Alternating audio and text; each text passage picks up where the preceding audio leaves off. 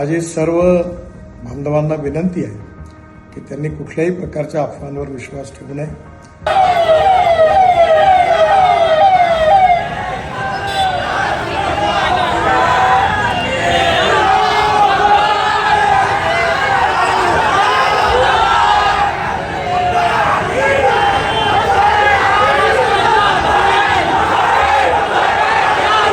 सगळ्यांनी कायदा आणि व्यवस्थेला सहकार्य करावं आणि सलोख्याचं आणि सौहार्दाचं वातावरण ठेवण्याची नागपूरची जी परंपरा आहे त्या परंपरेनुरूप आपला व्यवहार करावा।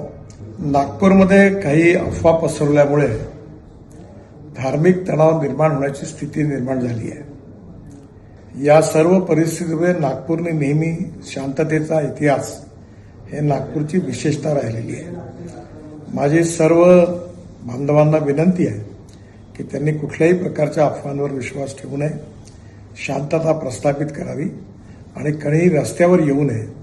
सगळ्यांनी कायदा आणि व्यवस्थेला सहकार्य करावं आणि सलोख्याचं आणि सौहार्दाचं वातावरण ठेवण्याची नागपूरची जी परंपरा आहे त्या परंपरेनुरूप आपला व्यवहार करावा।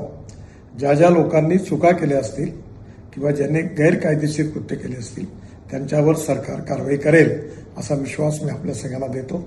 माननीय मुख्यमंत्र्यांनाही या संबंधातली सर्व माहिती मिळालेली आहे, त्यामुळे आपण कुठल्याही अफवांवर विश्वास न ठेवता आपण सगळ्यांनी सहकार्य करावं आणि प्रेमाचं सौहार्दाचं उत्तम वातावरण ठेवण्याकरता मदत करावी, पोलिसांना मदत करावी असं माझी आपल्या सगळ्यांना नम्र विनंती आहे। नमस्कार।